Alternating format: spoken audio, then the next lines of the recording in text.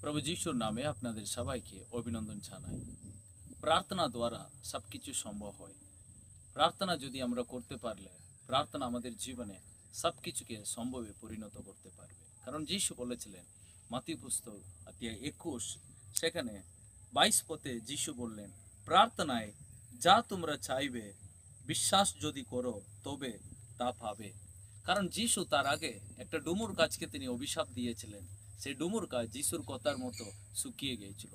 তখন শিশুরা যিশুকে জিজ্ঞাসা করেছিল, প্রভু এটা কি করে সম্ভব?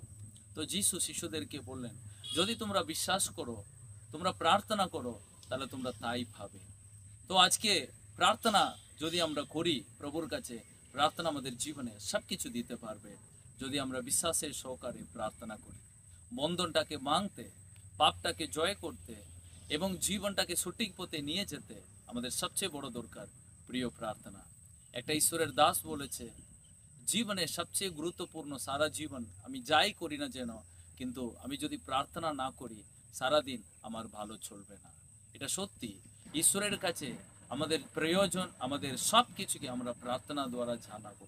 প্রিয়, আপনি ঈশ্বরের কাছে প্রার্থনা করুন, আপনি নিরুৎসাহ হবে না। আপনি ঈশ্বরের কাছে প্রার্থনা করুন, সেই প্রার্থনা অনেক কিছু করে দেবে। সে প্রার্থনা আপনাদের জীবনে অনেক পরিবর্তন নিয়ে আসবে। সে প্রার্থনা আপনাদের অনেক প্রশ্নের উত্তর দেবে।